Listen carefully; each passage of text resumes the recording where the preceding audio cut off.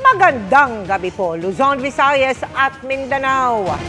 Sinibak bilang hepe ng pulisya si Police General Nicolas Torre III matapos lang ang 3 buwang pamumuno sa PNP. Isa sa mga dahilan ayon kay Interior Secretary John Vic Remulla ang girian ni Torre at ng NAPOLCOM ng balasahin ng PNP. Itinalaga munang OIC ng PNP si Police Lieutenant General Jose Nartates Jr. habang maiaalok umanong pwesto ang Pangulo kay Torre. At nakatutok si Maki Pulido.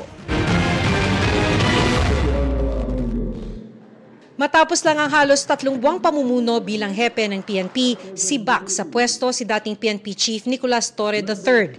Nilagdaan kahapon ni Pangulong Marcos ang utos na nagtatanggal sa pwesto kay Torre. Sinulatan din ni Executive Secretary Lucas Bersamin si Torre upang ipaalam na tinanggal na siya sa pwesto effective immediately. Sabi ni DILG Secretary John Vic Remulla na ipagbigay alam din niya ang desisyon ng Pangulo kay Torre. I have tried to get in touch with him. I made 5 phone calls last night. I think he was in a dinner, but he was duly informed, properly informed of the decision of the President. Isa sa binanggit na dahilan ni Remulla sa pagkakasibak kay Torre ang girian sa pagitan ni Torre at ng National Police Commission o NAPOLCOM. Ngayong buwan lang ay binalasa ni Torre ang ilang matataas na opisyal ng PNP. Kabilang na riyan ang dating Deputy Chief for Administration na si Police Lieutenant General Jose Nartates Jr., ang ikalawang pinakamataas na opisyal ng PNP.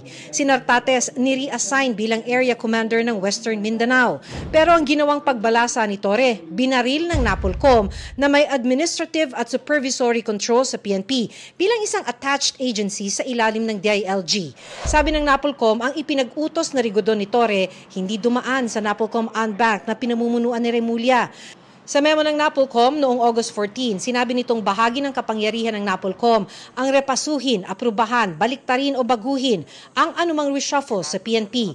Pero hindi sumunod si Torre sa gusto ng NAPOLCOM. With the recent developments, the President was presented with the facts, and he determined that the best course of action is to uphold the role of NAPOLCOM as it was intended by law. As part of this resolution, the President decided to relieve Police General Torre. This was not an easy choice. Sinabi noon ng NAPOLCOM sa memo na haharap sa administrative sanction ang hindi pagsunod sa kanilang utos. Pero paglilinaw ni Remulla, walang ihahaing kaso laban kay Torre, administratibo man o kriminal.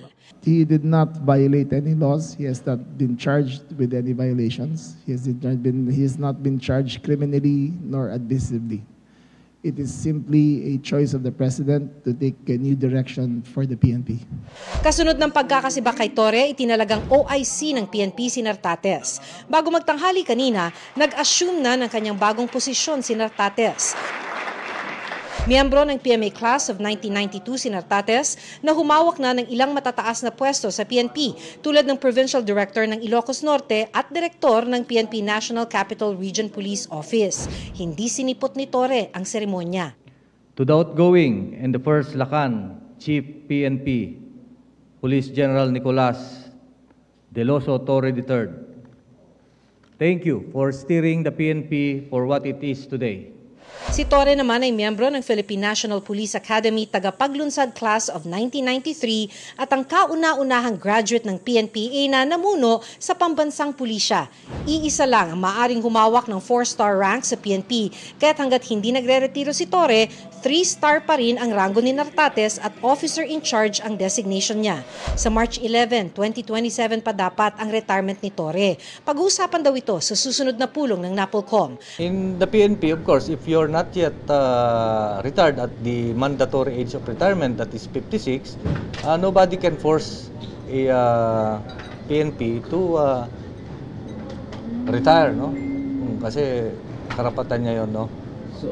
Okay, and so dito, of course, may order na relieve and I have my designation orders. I follow.